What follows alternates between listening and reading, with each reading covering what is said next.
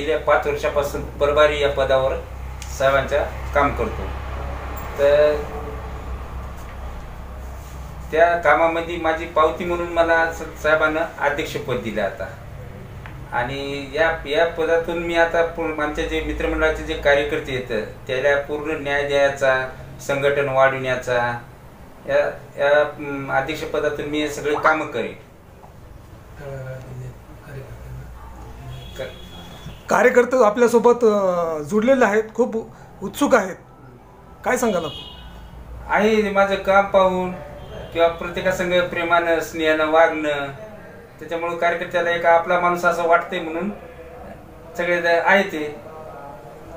सर्व शेतकरी बांधवांना आपण काय संदेश देणार आहात? शेतकऱ्याचे जे काही कामं असतील, म्हणजे निगडीत लाईटचे काम असतात, इरिगेशनच्या पाण्याचे कामं असतात, किंवा तसे जे कुठले जे कामं असतील ते शेतकऱ्याचे मी या माध्यमातून मी प्रत्येकाची कामं करण्याचा प्रयत्न करेन।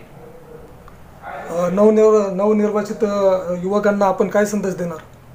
आता साहेबांसोबत आता युवकाची मंडळी चांगली आता जुटत आहे आमच्या तालुक्यामध्ये। भरपूर आता युवक सोबत घेऊन आम्ही काम करणार। युवकाला काही पद देऊन त्याला सुद्धा आम्ही याच्यात आमच्या मित्रमंडळात सामील करून साहेबाची जास्तीत जास्त मित्रमंडळाची हे कशी वाढेल ताकद।